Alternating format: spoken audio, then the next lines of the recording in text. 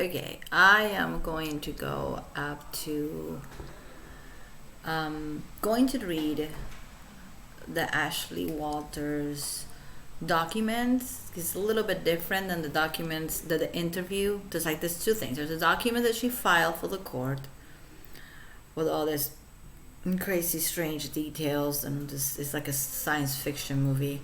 And then there's this interview that she gave to the Cut.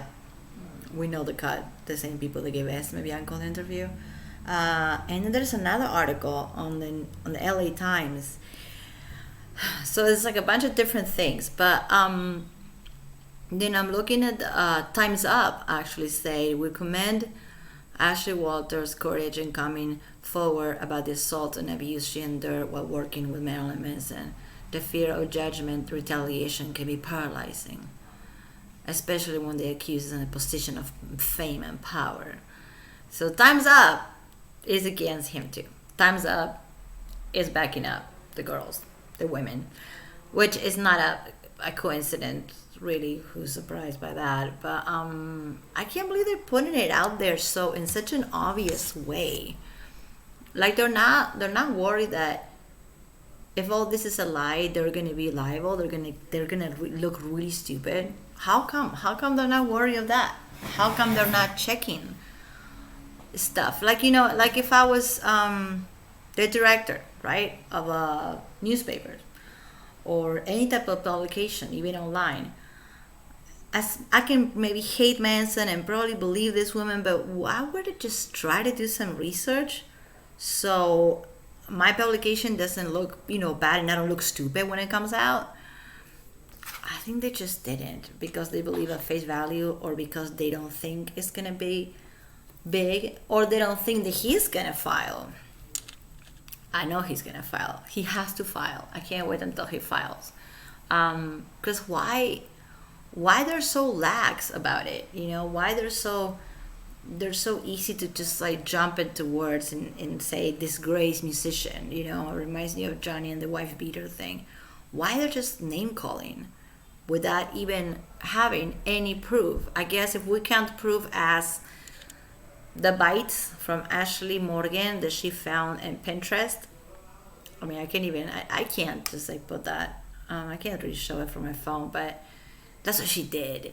She actually looked up bites or hickeys or whatever, and she found this picture up in Pinterest that is a collarbone and a shoulder looking kind of messed up with hickeys everywhere, but it's a male collarbone. Not only that, but you can see a little bit of, well, I don't have that obviously, but you can see a little bit of Adam's apple right here. So it's a male collarbone.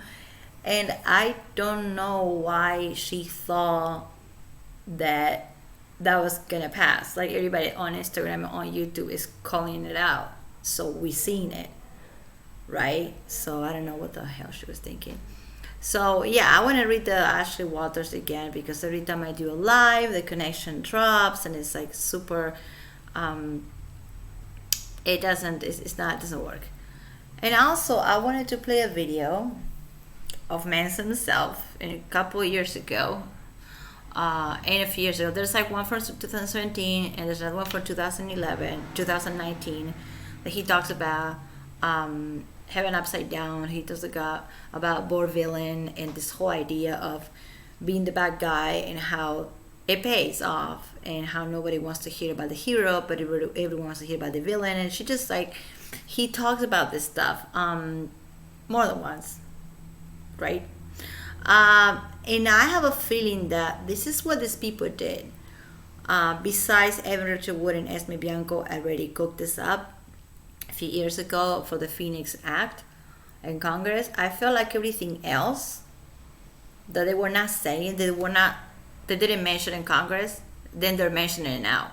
For example, Ashley Morgan talks about the dark room and the darkness and how cold it was, and then Ashley Waters talks about the dark room and how cold it was, and there was no food and it was freezing and all this stuff. But if you think about it, the first two big ones were Esme Bianco and Evan Richard Wood for the Phoenix Act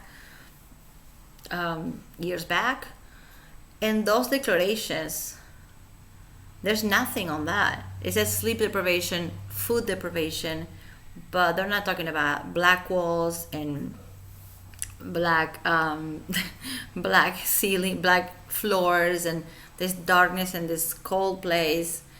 So I wondered if it's because they kind of like went with it after, when they all got together and they cooked it up and they were like, okay, well, we're gonna do this. But what was the thing that we didn't mention in Congress? Oh, we didn't mention the black walls. Okay, let's mention it now. We didn't mention the knife. Oh, let's mention it now. There's a couple things that make nothing makes sense, but that I find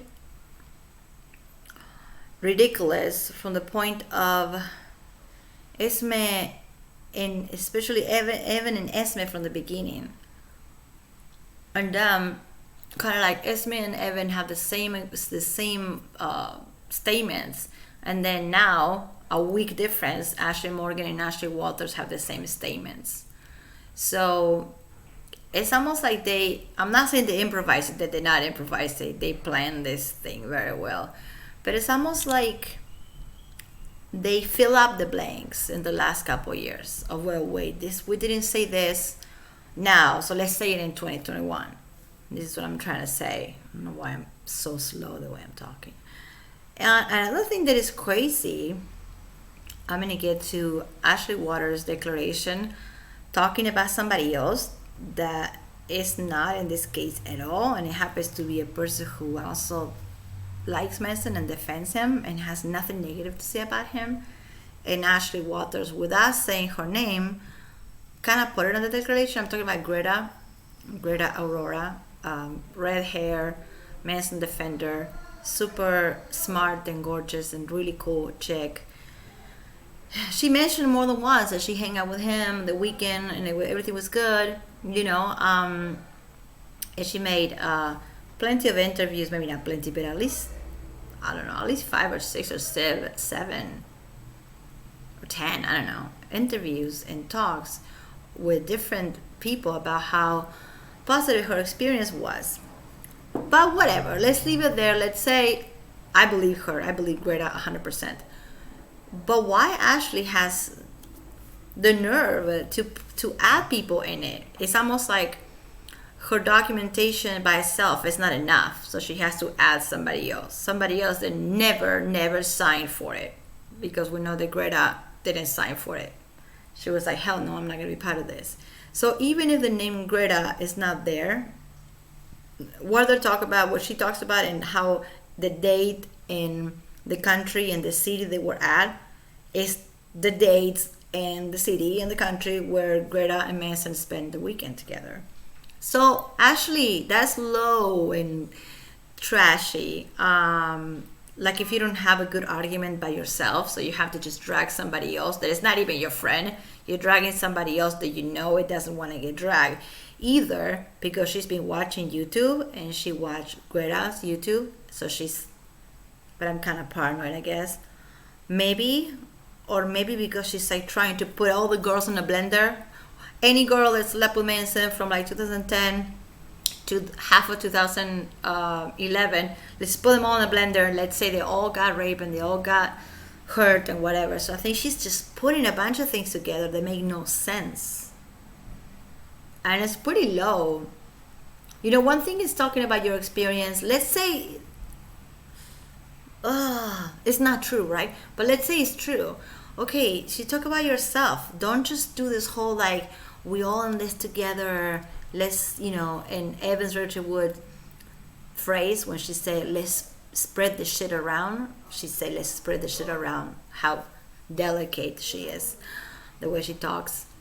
This is what they're doing. They're basing this whole thing is strength in numbers type of situation. And this is why it's unbelievable. It's really hard for me to believe when a group, like a mob of anything, can be women or men or whatever, just come out with the same idea or at the same time. I know that in society we're supposed to believe quantity, right? Quantity, and the more the merrier. So we're supposed to believe them because there's 12 instead of 1. But I'm actually the opposite. That's why I don't believe it. Because not only the statements are very similar, if not the same, But the fact that they're putting people there, they were not even there, and they're not even naming, but we have an idea. And Greta even said in her channel that she felt really disgusted about this whole thing. And how dare these people use her experience with him for their own narrative? That's just super low. That is just really messed up. Anyway, I had to stop because it's raining, and I had to close the window, even if I love the rain.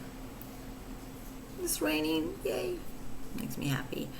So remember how Ashley Walters talked about the West Hollywood apartment, the apartment above the liquor store, which is not that strange. If you don't live here, you don't know. You're like, oh my God, there's an apartment about a liquor store, and it's a recording studio, and it's a bedroom. It's really normal. It's not that weird to have an apartment above a store. It's not that weird, especially in LA when everything is like so just like cropped together. And it's not that weird to have a bedroom next to your studio. It's not that weird at all. So I think these girls are like banking in like middle America, or anywhere just out of the country, or people in general that they don't know. Oh my God, they don't know. But if you know, if you live in like cities, or you watch a couple documentaries about musicians and about, you've seen this. You've seen people having, from the Beatles to the Rolling Stones to Lady Gaga to Madonna, they have studios in their house. So I don't know why he's like crucified for having a studio booth when you go and sing that is soundproof next to his bedroom. It's not that strange. And she talks about, Ashley Waters and Ashley Morgan both talk about the West Hollywood apartment, and how cold it was, and how dark it was, and how there was a lot of people there, and there's always people, and there was always a lot of noise. So I found this interview of Manson, and obviously I watch a lot of interviews of him, and I just like listen to him talk, and sometimes he just goes all over the place, but sometimes there's like a couple things, and this took my attention, where he talks about the West Hollywood place, and he talks so fondly about his friends and how there was paintings and books and just smoke machines or whatever to create. He was giving this place to people to create with him, and it kind of broke my heart when I listened to this. And then when I read what Ashley has to say about the place, and what Ashley Morgan and Ashley Waters have to say about how horrible the place was, because I believe him, and it's obvious that I do, but now especially not only I believe him, but I feel a bit sad that he was taken advantage of, to the point of just having a bunch of people just sucking him dry right there, and just giving stuff to them, starting from food, or they said there was no food, remember, cocaine, whatever. Maybe he didn't give them money, but it seems like they were all hanging out there, and there was a lot going on in this place with the darkness and the coldness and all this stuff. And he describes it from 2010 to 2011 to a place where he rented that place on purpose so he could create. He was kind of like away from the paparazzi, because it's in West Hollywood, so it's not in Hollywood or in Hollywood Hills or in Beverly Hills. It's in a zone that is kind of like not, I mean, it's still LA, it's still busy, but it's not as bad. And he talks about it like it was like such a good moment, such a good year he had there with his friends. And then you read what they're saying about the same time that he's talking about, and it's just, to me, it's heartbreaking, and it's just pretty evil they're doing this. So I'm just going to play a little bit of his voice talking about the place where he lived at from 2011 to 2010 to 2011. Maybe a little bit more, but I want to say at least that year. An artist or rock star and a celebrity, because if I just want to go have dinner or something like that, paparazzi take a picture of you. If I do a concert or something like that and they take a picture of me, they're two different things. So a lot of times that affected me, because right. I'm not even Hold gonna on. and say that, oh, stop bothering me, I wanted to go because to the. I'm not, it's not like I can sit here and look at myself and say I'm not asking for attention. But when I want to just socialize with people that I, find interesting and respect in the city of Hollywood, which is a strange place to sort of adapt to. And Hollywood and Berlin, to me, are made Hollywood very and Berlin strong and all the references to in a lot of my art. inspiration. Because But now he's going to Berlin talk being about the his friends birthplace in a of minute. so many great forms of expressionism and art, and Hollywood also being the sort of at odds because of the war at the time. There's a parallel, there's a strange combination of the two in my life and in the way that I feel as a person, being, essentially born in America in Ohio, but being from Polish ancestry and German, essentially. So it's always been a great combination, Berlin and He's and, going to and get to Hollywood. it eventually. And with living there, it's a little difficult to try and make myself find a place. But this year, going back out, I got to spend time with friends and meet artists that inspired me, make new friends and do collaborations with, people that I admire. And, Eli Roth Did was you hear? fun. Do collaborations and hang out and make art with people that I admire. He said this year I got to do this, and this is 2010. So in his mind, he's like, he admires somebody, he brings them into his apartment, maybe let them stay the night, maybe not, collaborates, whatever. It just seems that in his head it was a good thing, and for these women it was this cold cage with no food and no exits and no windows, and it's just bullshit. And it's kind of sad to hear him talking about how he loves being in that place and because he can bring people over. It's just and I met him, and we became very. he's talking about the director close Elliot friends. Roth, which has nothing to do with this And, case. I've been friends with Johnny Depp since I was 19. I was on 21 Jump Street. But, we talked to each other on and off, and, if I had not came out of my shell, while I isolated myself and hid in plain sight and kind of kept myself out of the public eye, as you said, I was not keeping myself out of public association, socializing with important things to me, because I wanted to make a place that I live in that was, in some sense, my version of Andy Warhol's factory, where I could invite my friends who are creative over. I've got cameras, I've got lights, I've got smoke machines, I've got movies, I've got books, I've got musical instruments, I've got paints, I've got a bar, I've got whatever you need, and we can just have fun and we can be creative. And so, that led to a lot of great things. And, working with Johnny, we did cover our song together. To be ironic, as a bonus track on the record, we did You're So Vain by Carly Simon. Oh. And he played drums and lead guitar, and I played guitar and sang. And we recorded at his studio. But if I had not gone out that night, I wouldn't have seen him, and it wouldn't have happened. So he's talking about how he was antisocial from the industry, the paparazzi and stuff, and just the bad part of the industry. But he was socializing with his friends. That he got this place. That he got this smoke machine. It's funny when he says a bar. Yeah, a bar, a studio recording, a smoke machine, a bar, canvas, paints. Cameras. He said cameras. So this reminds me of Ashley Walters, and her definition of this place is just, oh my god, it's a black hole. And I found this interview of him talking about the place and talking about how he was so proud and he felt so safe in his place because he was getting really his friends over to collaborate. And this is exactly what Ashley Morgan and Ashley Walters were talking about, their collaborations. So this is what they do to him.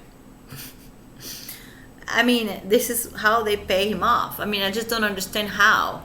I mean, I do understand how. It's for money. It's all money.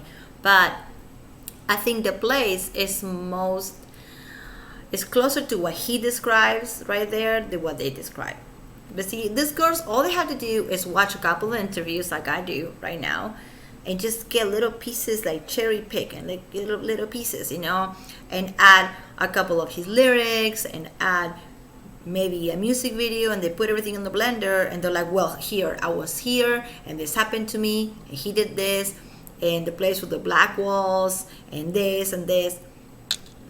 And it seems like they really did the research, because, and it's not that hard, just go on YouTube and look at his interviews, and like I found this, right, from 2011, that he said he's been living there since 2010, and it's exactly that horrible year that everything happened, because this guy was never an abuser before to Rose and Dita and everybody else that he was with before, but then he just got crazy. From 2010 to 2012, he just abused a bunch of people. I find that really hard. I mean, that's just like, it's impossible that he just had this weird midlife crisis or whatever we call it here, and he lost his shit for only like 1 year or a year and a half. No, I don't think so. But the way he describes the place, I got paints, I got this, I got a bar, I got a studio if you want to record something. It really just seems so open. Place very much like I did. I mean, okay, so here there's another interview, another one, a different day, but he keeps talking about his place and how proud he is that he found a place where people can come and create, and he mentions the black walls. Like, no big deal, right? Not big deal to me, not big deal to him at the time, and not big deal to the women at the time they were coming over. It's a big deal now, right? But see, it's really interesting how he describes this, that for him it was a normal situation, which to me would be like a really cool, maybe kind of strange, but if you are an artist, maybe a strange but cool situation to be on, and just to hang out in somebody's house like that. Marilyn Manson, or anybody who gives you like the freedom to create and stay over. You don't have to worry about rent or money or nothing, because it's like, well, you can stay here. It sounds pretty good to me, right? But they either were listening to these interviews and just picking apart and just like making their case, or they were either there. I think it's a little bit of both. They were there, but they were not there every single day for that year. We know that Ashley Morgan was there for only like a month, if anything, and Ashley Waters was there for longer because she was working with him. So I guess that made her being there longer, I guess, than the other girls, because she was supposedly working for him. She was probably the lamest personal assistant that ever existed, right? So another thing is, through that year, when Ashley Walters was there, is when they talk about the abuse the most. All the abuse and the rape, and the Esme Bianco says that she was on her knees and getting whipped and all that. That's during Ashley's Walters' employment with Manson. So you are seeing all this, and you just, first of all, you don't say anything. Second of all, you just keep coming back because the paycheck is good, or it's because you want to create and you want the connections. But you seeing your girlfriend, because these two are buddies, whipped with scars, or rope scars or whips, or just a broken nose. Like Ashley Morgan said that she was going out with a broken nose, and this person was assistant through the whole year, and she didn't see people going around with broken noses, and she didn't say anything. She's saying it now in 2021. It makes less sense than before. Esme Bianco and even Rachel Wood were the biggest liars, they're the ones that started the whole thing. But this Ashley person, there are two Ashleys, but this one, Ashley Walters, the one that filed this past week, it's almost like putting everything together and just making it into like the guy sounds like a freaking serial killer, seriously. And here's another interview where he talks about the place with the black walls, and just listen to see how scary it sounds like. It's supposed to be, it's been a birthplace for my career as a painter. I think I can credit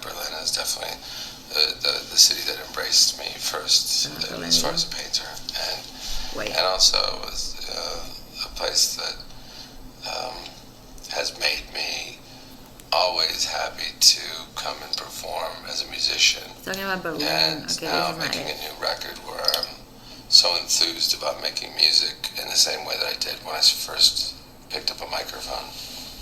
Ground where I can have friends, or I have a band, and just I'm people going to to it. collaborate. Not having experience in singing. Black And Walls not having experience in painting when I picked coming, up a paintbrush. and their But if you friends give me a coming over, and the pencil, I have a collaborations. choice. I can write It's coming. lyrics, or I can draw a picture, Listen or I to can his stab you awesome with voice, it, and you know. I shut my mouth.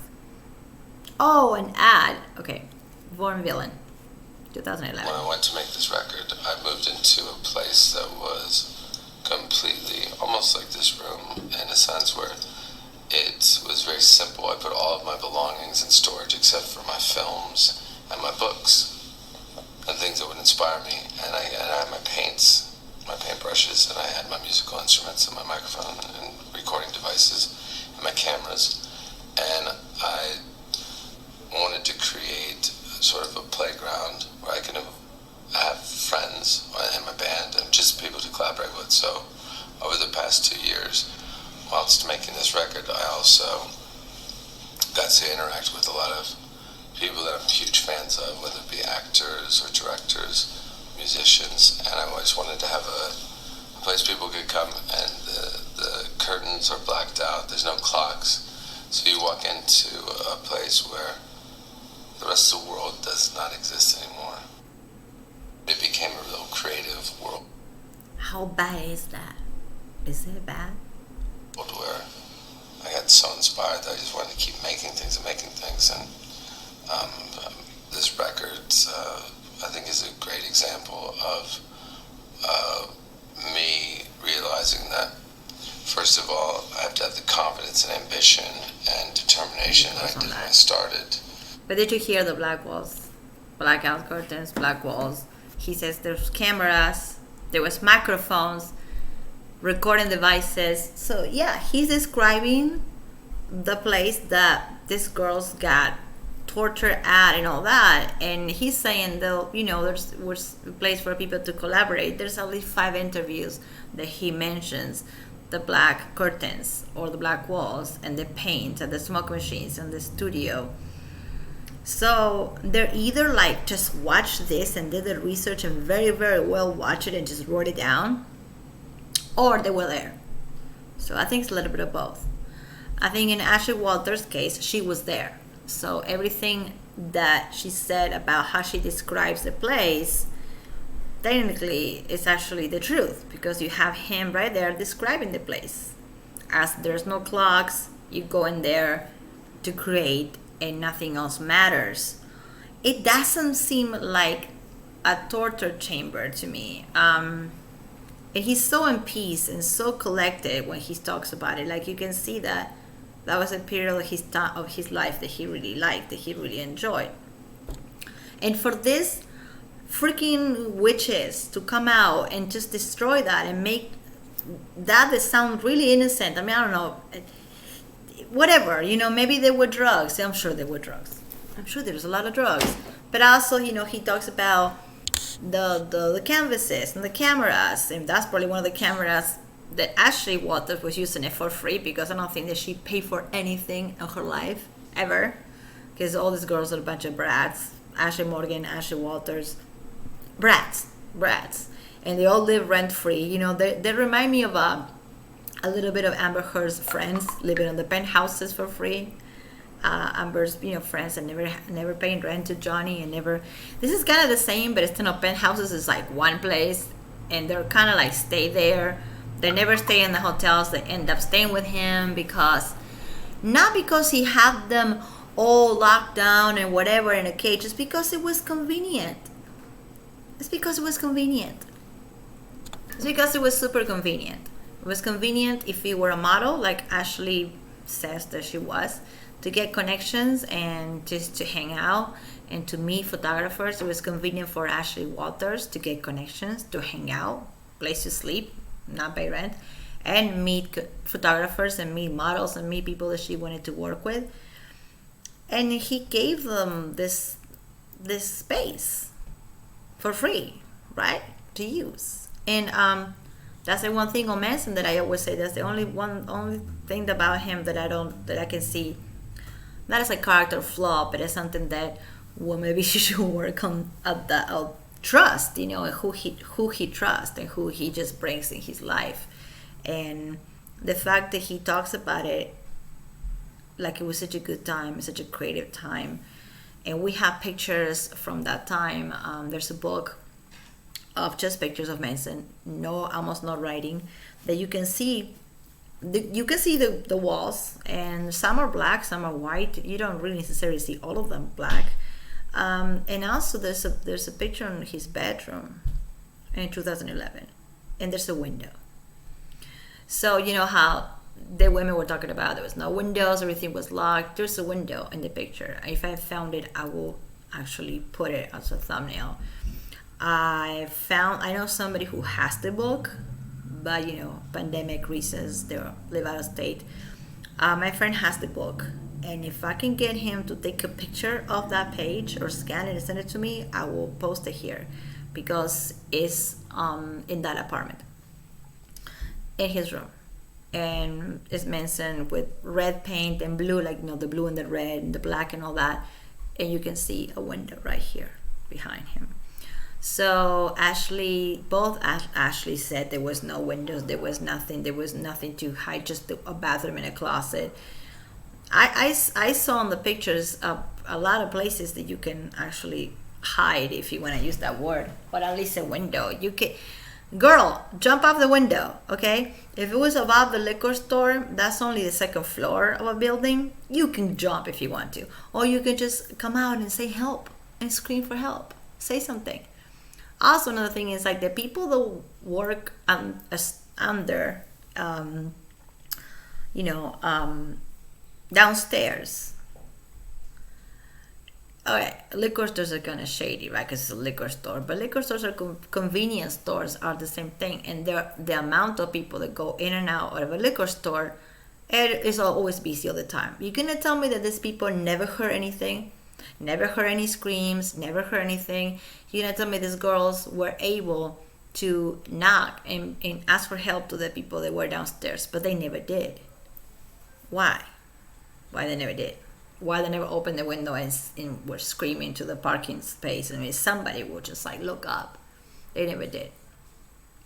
Because it never happened. I always end the video saying the same thing.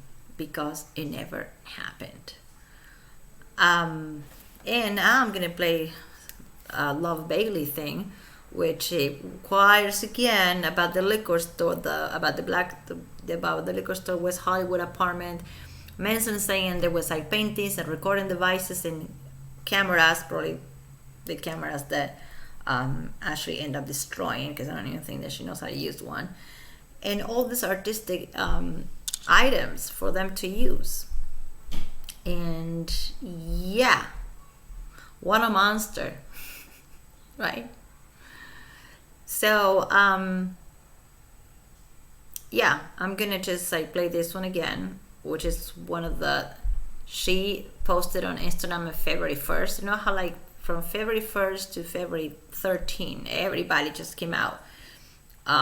Instagram police, right? And Love Bailey, which is a freaking clown, she posted this on her Instagram, talking about her experience and how hurt she was, and the whole thing about him putting a gun to her head. And she talks about this place that he just talked about. My point is, if you were there, you're exaggerating, you're making it more horrible than actually what it was. And if you were not there, you're looking at interviews of him and you copying. It's I can do the same thing. I can look at interviews of Angelina Jolie and I can see how her house looks like, and I can go and say, well, she tied me up to that tree because I know where the tree is at because I saw it on TV. I feel like there's a little bit of that here. There's some of the women that were actually there, and some they're just tripping. They were not there, or they wish they were. And I think this chick is one of them. It's hilarious. I can even play it without laughing. This freaking reached out to me. A total nobody. because of you, I am brave to stand in my truth and to tell my story. And because of all the death threats I've been getting, the photographers reaching out, threatening me, she's nobody. Literally, she's speak directly to the camera. Not only she's nobody, but also she never filed anything. Because we see these women now at least filing. That doesn't make them honest, but at least they're taking a step towards, But no, she posted on Instagram, and she's a clown, and she's nobody. So I don't know what she's talking about. Like, people reach out to me, and I have to tell them no, and okay, and this is, I don't even want to play this few minutes of stupidity, but she mentions the black apartment pretty much, and how it was cold and this, and just and it's redundant because this is the same stuff that he says in interviews over and over when he describes his own place. So this person she never was there to begin with. We don't know. I mean, seriously. I mean, I know Ashley Walters was because she was the assistant, but the other ones, I don't even know if they actually were there for more than 2 days. And they're just exaggerating everything. They're mixing whatever they see, whatever they hear from his interviews, plus whatever they hear from the other women, and then just make this big thing, This is Love Bailey, pretty much a nobody, Instagram model. Tell my testimony of what really happened the night I met Marilyn Manson. So that day I was doing a photo shoot with the actress for Love Cat magazine, and Love Cat is now Galore magazine. Maybe so it was we did this maybe photo Uncle. shoot at Jeffrey Maybe. Deich's house, and I was asked to follow to Marilyn Manson's recording studio on Santa Monica Boulevard, where I was supposed to dress for this photo shoot. So I show up to Marilyn's house, and I remember 3 rooms. There was his recording studio that had plaster on all the walls, hustler spreads, women scantily clad, plastered on all his walls. There was the living room where we were stationed to put hair and makeup in the glam team. And then there was his bedroom that he had in his recording studio. Yes. So as we were unpacking all the couture and the glam for the photo shoot, I noticed there was all these dark paintings on the ground. All these demonic paintings that were done out of charcoal, like scribbled aggressively. And they were all sort of scattered and accumulating into the corner of the room where it looked like he was trying to open a portal. There was like this big circle of charcoal that looked like he was trying to open a portal of some demonic presence. That I used to love Marilyn Manson,